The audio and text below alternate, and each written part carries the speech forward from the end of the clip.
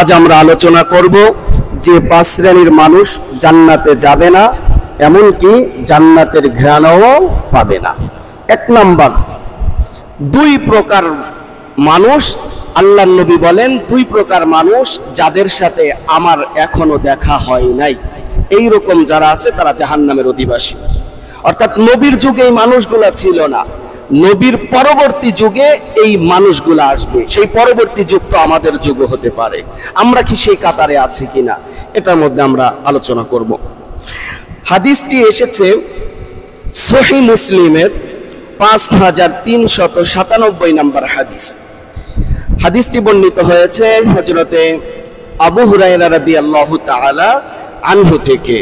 তিনি বলেন, ক্বালা রাসূলুল্লাহ সাল্লাল্লাহু আলাইহি ওয়াসাল্লাম, আল্লাহর রাসূল সাল্লাল্লাহু আলাইহি ওয়াসাল্লাম বলেছেন, সিনফানি মিন আহলিন নার, 2 প্রকার মানুষ জাহান্নামে যাবে, লাম আরহুমা কওমুন মাআহুম, যাদের সাথে আমার এখনো দেখা হয় নাই।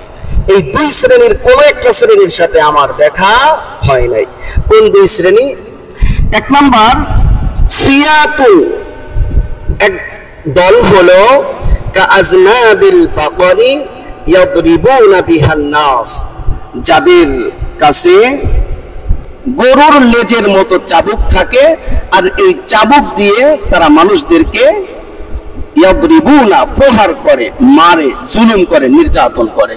তাহলে আমরা যেটা বুঝলাম যে গরুর লেজের মতো চাবুক থাকবে, আর চাবুক দিয়ে তারা মানুষদের উপরে মারবে, মানুষদেরকে মারবে। অর্থাৎ এক কথায় অন্যায় ভাবে যারা প্রহার করবে তারা এই হাদিসের অন্তর্ভুক্ত হয়ে যাবে। এখন এই হাদিসের অন্তর্ভুক্তের মধ্যে মুহাদ্দিসগণ অনেক ব্যাখ্যা করেছেন।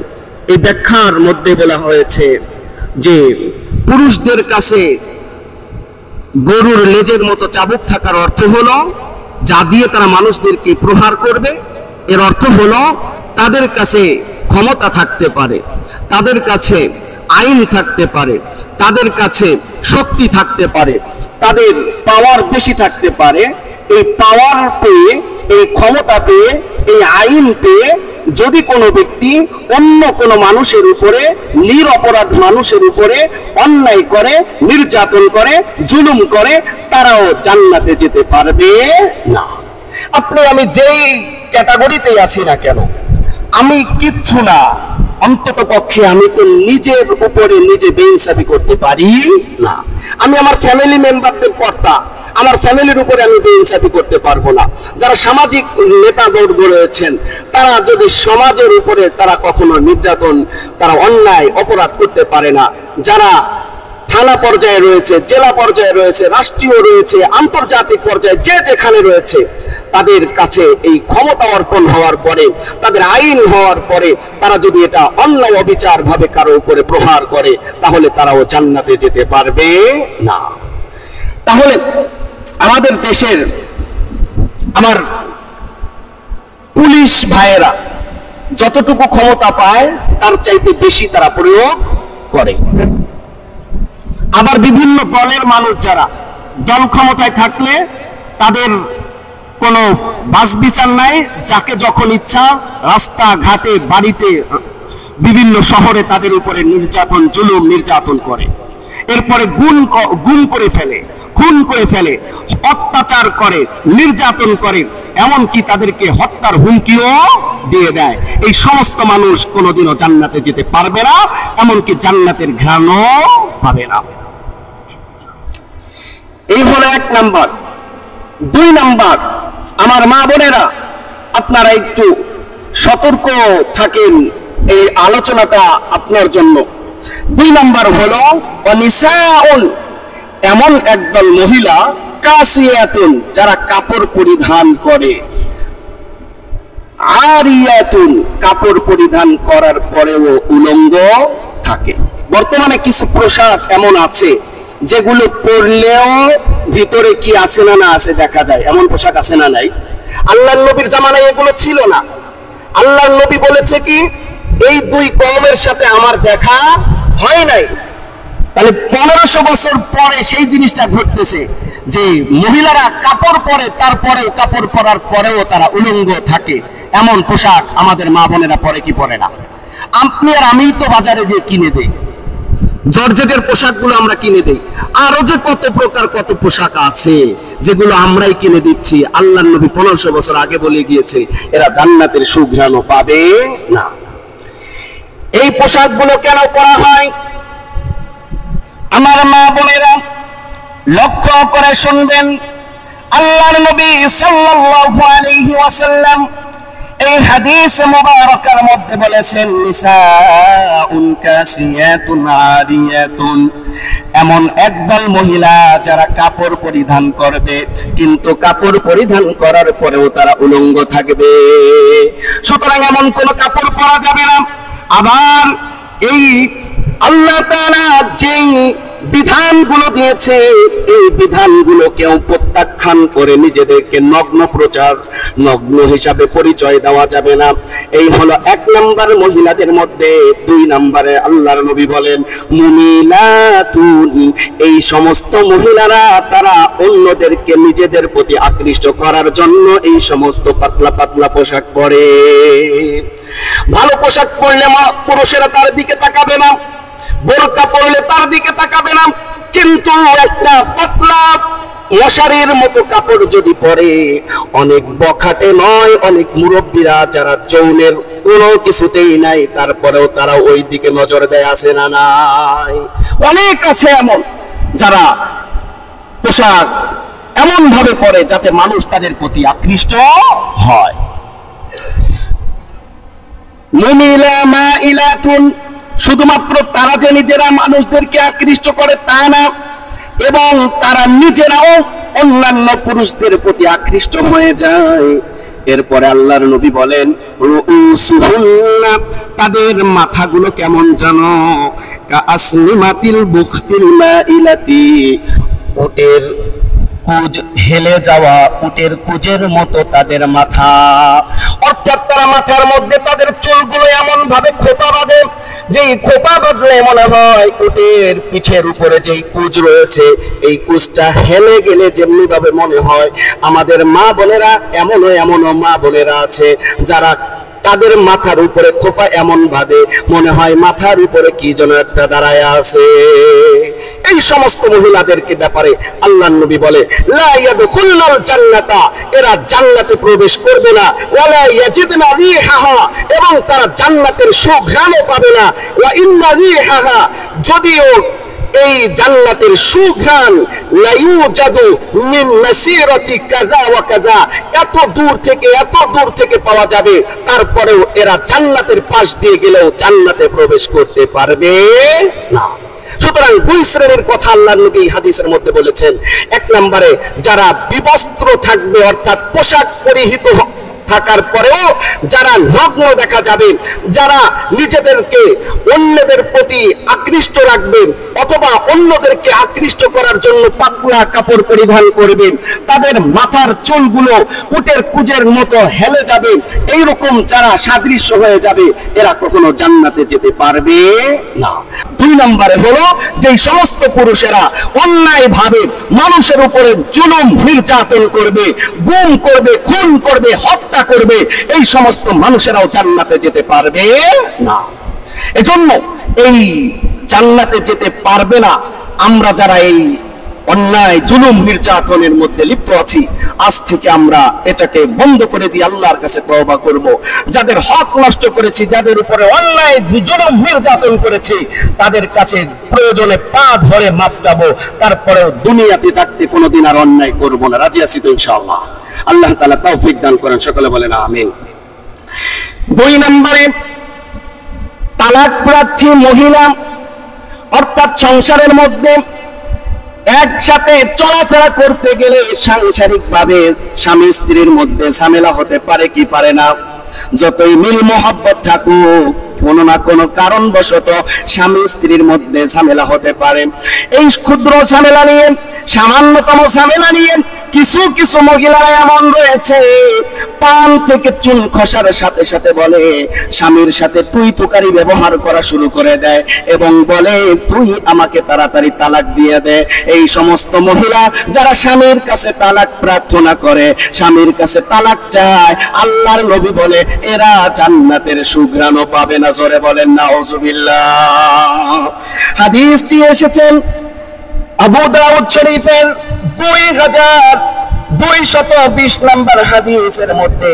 আল্লাহর নবী সাল্লাল্লাহু আলাইহি ওয়াসাল্লাম বলেন আইয়ুমা ইমরাআতিন সাআলাত যাওজাহা তালাকান ফি গায়রি মা বাসিন, আল্লাহর নবী বলেন যে মহিলা তার স্বামীর কাছে অহেতুক বিনা কারণে শরীয়ত সম্মত উপায় নয় এমন পদ্ধতির কারণে যদি কোনো ব্যক্তি কোনো স্ত্রী তার স্বামীর কাছে তালাক চায়, ফাহারামুন আলাইহা রাইহাতুল জান্নাতি, আল্লাহর নবী বলেন ওই মহিলার উপরে জান্নাতের সুঘ্রাণ হারাম। নাউযুবিল্লাহি মিন যালিক।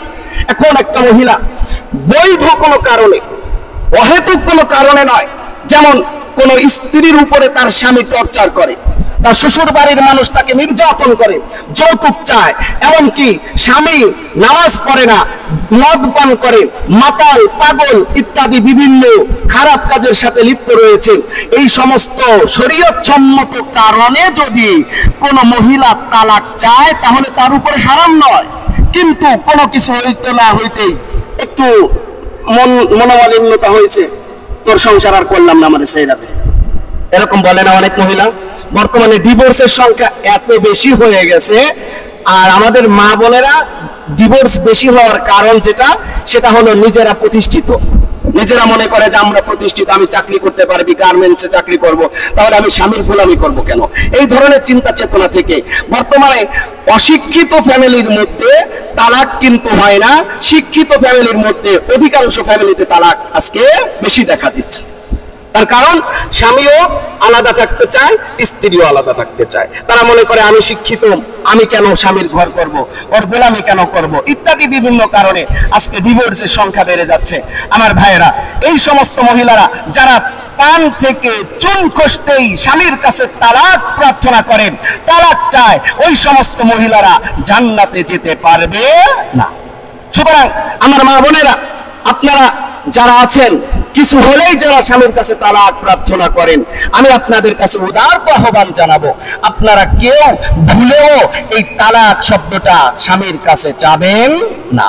এখন কেউ যদি আপনার উপরে নির্যাতন করে, কেউ যদি আপনার উপরে জুলুম করে, কেউ যদি আপনার উপরে নির্যাতনের স্টিম রোলার চালায় যেখানে আপনার থাকা সম্ভব নয়, এক্ষেত্রে আপনারা পারিবারিকভাবে এটার সলিউশনের জন্য আগাবেন। কোরআনের মধ্যে এসেছে যদি কোনো স্বামী স্ত্রীর মধ্যে যদি মিল মোহাব্বত না হয় তাহলে স্বামী স্ত্রীকে বোঝাবে, অথবা স্ত্রীর সাথে যদি স্বামীর মিল না হয় তাহলে স্ত্রী স্বামীকে বোঝাবে, একজন অপরজনকে ওয়াজ করবে, ওয়াজ করার পরেও যদি কাজ না হয় বিছানা আলাদা করে দিবে, বিছানা আলাদা করার পরেও যদি কাজ না হয় ফ্যামিলির দুই ফ্যামিলি এক জায়গায় বসে সালিশ করবে, সালিশ করার পরেও যদি কাজ না হয় এরপরে পর্যায়ক্রমে গিয়ে এক পবিত্র অবস্থায় একটা তালাক, পরের বার আবার পবিত্র হলে আরেক তালাক, এরপরে যদি সংশোধন না হয় আরেক তালাক, এভাবে তালাক দিয়ে চলে আসতে পারে। তবে মহিলারা যদি তালাক দিতে চায় তাহলে খোলা করতে পারবে। কি করতে পারবে?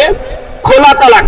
আমাদের শরীয়তের পরিভাষায় হলো খোলা তালাক, যে আমি তোমার ঘরে থাকতে পারতেছি না, আমার মোহর যা আছে এই টাকা তোমার দেওয়া লাগবে না, সুতরাং তুমি আমারে তালাক দিয়ে দাও, ইত্যাদি সিস্টেম আছে, প্রসেস আছে, সেই প্রসেসে তালাক দিতে পারবে। কিন্তু বর্তমানে ডিভোর্স নামে এমন ভাবে ডিভোর্স দেওয়া শুরু করছে, কিছু হইলেই বাড়িতে যে স্বামীর নামে বলে যে আমাকে নির্যাতন করছে, আমাকে ভরণ পোষণ দেয় না, ইত্যাদি মিথ্যা কথা বলে আজকে তালাক দেওয়া শুরু করে দিচ্ছে। এগুলো করবেন না আমার মা বোনেরা। সংসার একটা অনেক বড় নিয়ামত।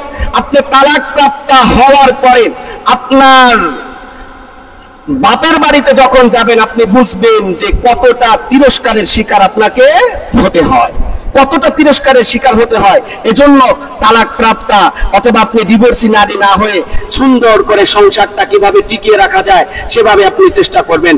আল্লাহ তাআলা আমার মা বোনদেরকে সহ পুরুষ যারা আছে নির্যাতন করে, স্ত্রীর হক আদায় করে না, তাদেরকেও বোঝার মতো তৌফিক দান করেন। সকলে বলেন আল্লাহুম্মা আমিন। তাহলে দুই শ্রেণী, একটা হলো যারা পোশাক পরিধান করার পরেও উলঙ্গ থাকে তাদের ব্যাপারে বলা হয়েছে জান্নাতে যেতে পারবে না। আর যারা নির্যাতন জুলুম করবে, অন্যায় ভাবে মানুষকে মারবে, তারাও জান্নাতে যেতে পারবে না। 2 নম্বরে যেই সমস্ত মহিলারা তাদের স্বামীদের কাছে কিছু হতে না হতেই তালাক প্রার্থনা করবে, তারাও জান্নাতে যেতে পারবে না।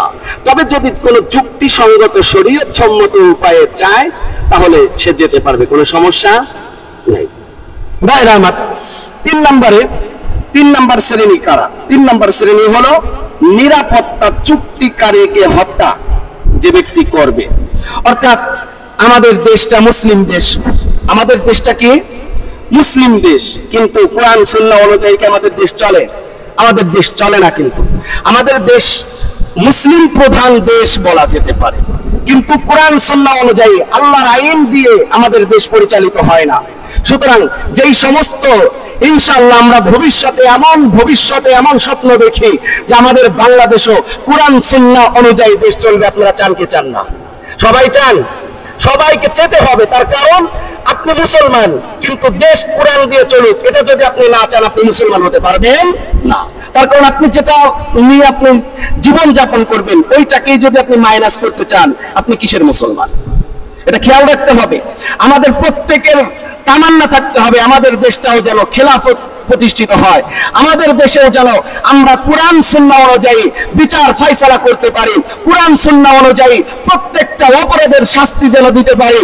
সেই জন্য আপনাকে নিজে কাজ করতে হবে, বন্ধু বান্ধব যারা আছে তাদেরকে নিয়ে কাজ করে একদিন কোরআন দিয়ে দেশ পরিচালনা করার জন্য আমরা সকলেই দিল থেকে রাজি আছি তো ইনশাআল্লাহ। আল্লাহ তাআলা তৌফিক দান করেন, আমাদের দেশটাকে কোরআন সুন্নাহর দেশ হিসেবে কবুল করে নেন। সকলে বলেন আল্লাহুম্মা আমিন। ভাইরা আমার, যদি আমাদের দেশটা কখনো কোরআন সুন্নাহ অনুযায়ী দেশ পরিচালিত হয়, আমাদের দেশটা যদি কখনো খেলাফত প্রতিষ্ঠিত হয়ে যায়, তখন অমুসলিম যারা রয়েছে, যদি কেউ অমুসলিম থাকে, তখন আমাদের সেই ইসলামিক খেলাফত ইসলামী ইমারত ওয়ালা দেশে অমুসলিমকে থাকতে হলে একটা চুক্তিতে থাকতে হয়, একটা চুক্তিতে থাকতে হয়। তুমি এই কাজগুলো করতে পারবে, এই কাজগুলো করতে পারবে না, এইরকম চুক্তিতে থাকতে হয়।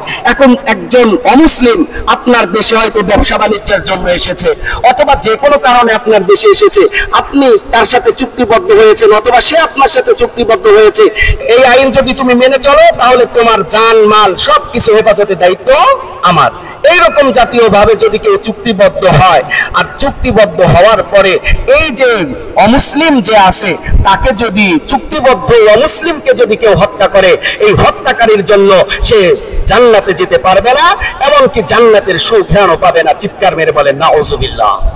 একজন অমুসলিমকে হত্যা করা সত্ত্বেও যদিও সেই অমুসলিমটা মুসলমানদের সাথে অঙ্গীকার করেছে দেশ কোরআন সুন্নাহ অনুযায়ী চলবে, আমি কোরআন সুন্নাহর বাইরে যাব না, আমি তোমাদের অঙ্গীকার পূরণ করব। এখন অঙ্গীকারবদ্ধ কোনো হিন্দু, কোনো বৌদ্ধ, কোনো অমুসলিমকে যদি কোনো মুসলমান হত্যা করে, তারপরেও এই মুসলমান জান্নাতে যেতে পারবে না। কেন? তার কারণ মুআহাদা অর্থাৎ চুক্তিবদ্ধ এই ব্যক্তিটার দাম আল্লাহর কাছে অবশ্যই আছে। এই রাষ্ট্র এই ব্যক্তিকে যদি হত্যা করে ফেলানো হয়, তাহলে দেখবেন ইসলামী যে রাষ্ট্রগুলো আছে এই রাষ্ট্রগুলোর ভাবমূর্তি নষ্ট হবে কি হবে না? আমাদের দেশে যে সমস্ত পর্যটক আসে, এই পর্যটকদের উপরে যদি আক্রমণ করা হয়, আমাদের দেশের ভাবমূর্তি থাকে ভালো? বিদেশের কাছে ভাবমূর্তি থাকে না। যে হোলি আর্টিজেনে যে হত্যা হলো, যে হামলাটা হয়েছিল, এটা তো পর্যটকদের উপরেই বেশিরভাগ হয়েছিল। তো এইটার কারণে আমাদের বাংলাদেশের অনেক সুনাম কিন্তু নষ্ট হয়ে গিয়েছে, যে এরা ভালো করে কি দিতে পারে না, প্রোটেক্ট দিতে পারে না, এখানে যাওয়াটা আমাদের জন্য নিরাপদ না। তো সুতরাং এভাবে এটা তো বাংলাদেশ, কিন্তু যদি কোনো একটা দেশ ইসলাম প্রতিষ্ঠিত হয়ে যায়, সেই ইসলাম প্রতিষ্ঠিত সেই অঞ্চলের প্রত্যেকটা মুসলমানের দায়িত্ব ওই দেশের ওই রাষ্ট্রের মান সম্মান রক্ষা করা তার জন্য ফরজ হয়ে যায়। সুতরাং এই ফরজ দায়িত্ব থেকে কখনো একজন অমুসলিমকে, যেই অমুসলিমটা চুক্তিবদ্ধ, তাকে হত্যা করা যাবে না।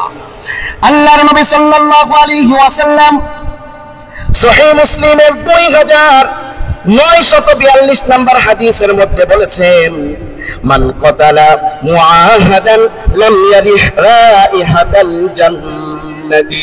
আল্লাহর নবী বলেন, যদি কোনো মুসলমান, যদি কোনো ব্যক্তি চুক্তিবদ্ধ কোনো ব্যক্তিকে হত্যা করে ফেলে, লাম ইয়ারিহ রাইহাতাল জান্নাতি, তাহলে ওই ব্যক্তিটা জান্নাতের সুঘ্রাণ পাবে না। চিৎকার মেরে বলেন নাউযুবিল্লাহ। ওয়া ইন্না রিহাহা তুজাদু মিন মাসিরাতি 40 আমান, যদিও জান্নাতের সুঘ্রাণটা 40 বছরের দূরত্ব থেকে পাওয়া যাবে, তারপরেও একজন চুক্তিবদ্ধ অমুসলিমকে হত্যা করার কারণে এই ব্যক্তিটা জান্নাতের সুঘ্রাণও পাবে না। নাউযুবিল্লাহি মিন যালিক। সুতরাং আমাদের দেশ কখনো ইসলাম কায়েম হয়ে গেলে আমরা এটা করব না। এখন ইসলাম কায়েম না হলে হিন্দুদের বাড়ি যে আমরা ঘর করায় দিব, কোন মুসলমান বলতে পারে? বলতে পারে না। কোন ব্যক্তি সে আপনার প্রতিবেশীর হক নষ্ট করার ব্যাপারে আল্লাহর নবী হাদিসের মধ্যে অনেক ভাবে সতর্ক করেছেন। 2 নম্বরে আল্লাহর নবী সাল্লাল্লাহু আলাইহি ওয়াসাল্লামের হাদিস এসেছে, ইবনে মাজাহ 2687 নম্বর হাদিসের মধ্যে নবী বলেন, মান কাতালা মুআহাদান লাহু জিম্মাতুল্লাহি ওয়া জিম্মাতু রাসূলিহি। আল্লাহর নবী বলেন, যেই চুক্তিবদ্ধ মুসলিম আল্লাহর জিম্মায় এবং তার রাসূলের জিম্মায় থাকে, আর তাকে যদি কোনো ব্যক্তি হত্যা করে, লাম ইয়ারিহ রাইহাতাল জান্নাতি, তাহলে এই ব্যক্তিটাও জান্নাতের ঘ্রাণ পাবে না। ওয়া ইন্না রিহাহা লা ইউজাদু মিন মাসিরাতি 70 আমান, যদিও জান্নাতের সুঘ্রাণ 70 বছরের দূরত্বের রাস্তা থেকেও পাওয়া যাবে। আল্লাহ এবং আল্লাহর রাসূলের জিম্মায় একজন অমুসলিম কিভাবে যায়? আল্লাহ এবং আল্লাহর রাসূলের নিয়ম অনুযায়ী, কানুন অনুযায়ী, কুরআন সুন্নাহ অনুযায়ী যেহেতু দেশ পরিচালিত হচ্ছে, আর এই অঙ্গীকারে সে যখন অঙ্গীকারবদ্ধ, ওই ব্যক্তিটা অটোমেটিকলি আল্লাহ এবং আল্লাহর রাসূলের জিম্মায় চলে যায়। সুতরাং তাকে কেউ হত্যা করলে সে জান্নাতে যেতে পারবে না। আমার ভাইয়েরা, 4 নম্বরে জান্নাতে যেতে পারবে না, এমনকি জান্নাতের সুঘ্রাণও পাবে না এমন ব্যক্তি হলো পিতাকে অস্বীকারী, জান্নাতে যেতে পারবে না, জান্নাতের সুঘ্রাণও পাবে না। চিৎকার মেরে বলেন না নাউযুবিল্লাহ। এই পৃথিবীতে আসার জন্য সবচাইতে একটা মাধ্যম আছে, সেটা হলো পিতা মাতা। সেটা কি? পিতা মাতা। মা থাকলেই শুধু হয় না, বাবারও দরকার আছে না নাই? কিছু কিছু কুলাঙ্গার সন্তান আছে, মায়ের বাবার সাথে সামান্য একটু ঝামেলা নিয়ে বাবাকে বাবা পরিচয় দেয় না, আছে না নাই? অনেক আছে, বলে যে তোমার মতো বাবা লাগবে না, তোমার মতো বাবার পরিচয় দিতে লজ্জা করে। অনেক আছে যে অন্যকে বাবা বানায়া নিজের বাবাকে হিট করার জন্য বাবার সামনে বাবা বলে। আবার অনেকে নিজের বাপকে বাপ না বইলা উকিল বাপ তাকে বলে যে বাবা, কিন্তু নিজের বাপকে বাপ বলে না। এইরকম মানুষও আছে। আল্লাহর নবী বলে যে নিজের পিতাকে অস্বীকার করবে, এই ব্যক্তিটাকেও আল্লাহ জান্নাতের সুঘ্রাণ দিবে না। হাদিসটি এসেছে ইবনে মাজাহ 2611 নম্বর হাদিসের মধ্যে নবী করিম সাল্লাল্লাহু আলাইহি ওয়াসাল্লাম বলেন, মানিদ্দা ইলা গায়রি আবিহি, যেই ব্যক্তি তার পিতা ব্যতীত অন্য ব্যক্তিকে বাবা বলে ডাকবে, বলেন তো নিজের বাবা ব্যতীত অন্য কাউকে যদি বাবা বলে ডাকে, লাম ইয়ারিহ রাইহাতাল জান্নাতি, তাহলে এই ব্যক্তিটা জান্নাতের সুঘ্রাণও পাবে না। ওয়া ইন্না রিহাহা লা ইউজাদু মিন মাসিরাতি 500 আমিন, যদিও জান্নাতের সুঘ্রাণ 500 বছরের দূরত্ব থেকে পাওয়া যায়। এই ব্যক্তিটা জান্নাতের সুঘ্রাণ 500 বছর দূরত্বের রাস্তা থেকে পাওয়া যাবে, কিন্তু নিজের বাবাকে যদি কেউ বাবা না বলে অন্যকে বাবা বলে, তাহলে ওই ব্যক্তিটা জান্নাতের সুঘ্রাণ পাবে না। সুতরাং অন্যকে বাবা বলা যাবে না। বাবা বলার ক্ষেত্রে খেয়াল রাখবেন, কাকে কাকে বাবা বলা যাবে আর কাকে কাকে বাবা বলা যাবে না। লোক একটা পাইলেই বাবা বলে ডাক দিয়েন না। এরপরে 5 নম্বরে কালো খেজাব ব্যবহারকারী ব্যক্তিও জান্নাতের সুঘ্রাণ পাবে না। কালো খেজাব ব্যবহার করে না অনেকে বয়স লুকানোর জন্য। অনেকের বয়স 50 বছর, কিন্তু খেজাব চুলে লাগায়া মনে হইতাছে তার বয়স হলো 25, 30, এরকম আছে না? এইরকম যারা বয়স লুকানোর জন্য যারা কালো খেজাব ব্যবহার করে, আল্লাহর নবী বলে এরা জান্নাতে যেতে পারবে না, জান্নাতে সুঘ্রাণও পাবে না। কেন? তার কারণ এই ব্যক্তিটা মানুষ সাদা চুল কালো বানায়া মানুষকে ধোঁকা দিচ্ছে, আর ধোঁকা দেওয়াটা ইসলামের মধ্যে নাই। ইসলামের মধ্যে ধোঁকা দেওয়া বৈধ নাই। এই জন্য আল্লাহর নবী বলে এই ব্যক্তিটা জান্নাতেই যাইতে পারবে না, জান্নাতের সুঘ্রাণও পাবে না। সুতরাং আমাদের যাদের বয়স বেড়ে গিয়েছে, যাদের চুল পেকে গিয়েছে, আমরা আল্লাহর জন্য, আল্লাহর এই চুল পেকে যাওয়াটাও আল্লাহর এক ধরনের একটা নিয়ামত। আপনি কালো ব্যতীত অন্য যে কোনো রং আপনি ইউজ করতে পারেন, কিন্তু কালো ব্যবহার করার প্রতি আল্লাহর নবী অনুৎসাহিত করেছে। এটাকে আল্লাহর নবী বলেছে জান্নাতে ঘ্রাণও পাওয়া যাবে না। এখন কোন তিন কারণে, কয় কারণে? তিন কারণে কালো খেজাব ব্যবহার করা যায়। এক নাম্বার, স্ত্রীর সন্তুষ্টির জন্য। এখন আপনার স্ত্রীর বয়স হলো 25 বছর, আপনার বয়স 55 বছর, আপনার চুল দাড়ি সব সাদা হয়ে গিয়েছে। এখন আপনি যদি তার সামনে যান, সে একটু নিজে লজ্জাবোধ করে না? একটা বুড়া মানুষের সাথে কি হয়েছে? বিয়ে হয়েছে। অনেক জায়গায় পরিচয় দিতে ও কি হয়, লজ্জা করে, দাদার বয়সী লোকের সাথে তোর বিয়ে হয়েছে। অনেকে অনেক রকম বাজে কমেন্ট করে। এজন্য বলা হয়েছে যদি স্ত্রীকে বোঝাবেন যে কালো খেজাব ব্যবহার করার প্রতি আল্লাহর নবী নিষেধ করছে, তবে যদি স্ত্রী তারপরেও না শোনে আপনি ব্যবহার করবেন, শরীয়তে আপনাকে জায়েজ বলেছে। কোনো কারণ নাই, কিচ্ছু নাই, নিজের দোষ নিজে গোপন করার জন্য, নিজের বয়স হাইড করার জন্য আপনি যদি কালো ব্যবহার করেন তাহলে কিন্তু এটা জায়েজ হবে না। দুই নম্বরে, আপনার বয়স কেবল 12 বছর 15 বছর, এই সময় অনেকের রোগের কারণে চুল পেকে যায় কি যায় না? অনেকের কারণে চুল পেকে যায়। তো এইরকম যারা রোগী আছে, চুলের রোগের চুল পেকে যাচ্ছে অল্প বয়সে, এইরকম মানুষদের জন্য কালো ব্যবহার করা জায়েজ আছে। তিন নাম্বারটা হলো জিহাদের ময়দানে কাফেররা যদি দেখে যে একটা খুনখুনে বুড়া, এই ব্যক্তিটা জিহাদের ময়দানে এসে আমার সাথে যুদ্ধ করবার, এই যুবক তাগড়া এই বুড়ারে আগে মারবে কি মারবে না? আমি মুসলমান যারা, তারা যদি একবারে সাদা দাড়ি নিয়ে যায়, আর সব যুবকরা যদি কাফেররা থাকে, তারা যদি আপনার বিপক্ষে যুদ্ধ করে, তারা মনে করে বুড়াদেরকে তো একটা দাবর দিলেই সব শেষ। ওই সময় আল্লাহর নবী বলেছে যে কাফেরদের মোকাবেলায় কাফেররা যেন তোমাদের মধ্যে বুড়া এই জিনিসটা সফটের না পায়, এই ক্ষেত্রে যদি তুমি কালো কলম ব্যবহার করো তাহলে কোনো সমস্যা নাই। কিন্তু এই তিনটা কারণ ব্যতীত আপনি বয়স লুকানোর জন্য, আপনি আপনার সোসাইটি ঠিক রাখার জন্য প্রত্যেকদিন শেভ করবেন আর কালো কালো কালার চুলে লাগায়া আপনি সোসাইটি রক্ষা করতে যাবেন, আল্লাহর নবী বলে না, এই ব্যক্তিটা জান্নাতের ঘ্রাণও পাবে না। চিৎকার মেরে বলেন নাউজুবিল্লাহ। আবু দাউদ শরীফের 4212 নম্বর হাদিসে এসেছে, নবী বলেন ইয়াকুনু কওমুন ইয়াখদিবুনা ফি আখিরিজ জামান, আখিরি জামানায় এমন একটা কওমের আবির্ভাব হবে যে কওমটা বিসাওয়াদি কাও হাওয়াসিল হামামি, যারা কবুতরের কলিজার মতো কালো রঙের খেজাব ব্যবহার করবে। লা ইয়ারিহুনা রাইহাল জান্নাতি, এই সমস্ত মানুষেরা যারা শেষ জামানায় আইসা কালো রং চুলে ব্যবহার করবে, দাড়িতে ব্যবহার করবে, আল্লাহর নবী বলেন এরা জান্নাতের সুঘ্রাণও পাবে না।